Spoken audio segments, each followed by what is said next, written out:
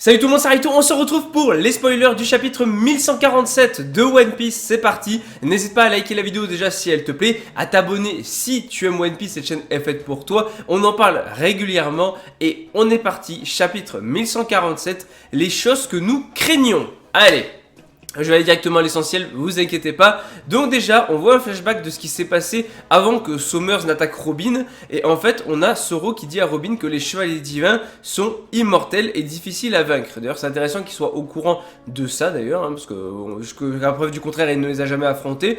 Donc, c'est-à-dire que l'info a quand même circulé. Bon, en tout cas, ils doivent se cacher et aider les enfants. On a Gunko qui va piéger les chapeaux de paille. Et en fait, on voit Brook...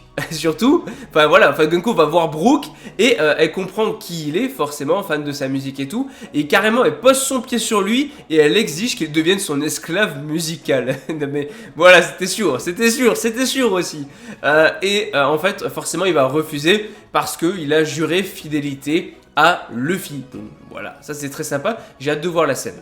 Sinon on a Jinbei qui cherche un moyen de vaincre Gunko, et on a Sommers qui annonce qu'ils ont maintenant 10 enfants, y compris le fils de Gaban. Et en fait, pour les libérer, les géants, ils doivent détruire les écoles et les bibliothèques d'Elbaf et jurer loyauté au gouvernement.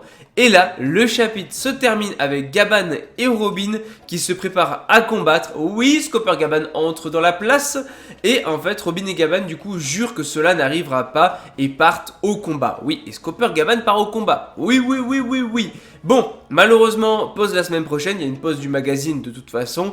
Mais franchement, ça annonce du très lourd. Et surtout pour les prochains, puisque Scopper Gaban va entrer en action. En tout cas, on l'oublie pas, One Piece, c'est la vie.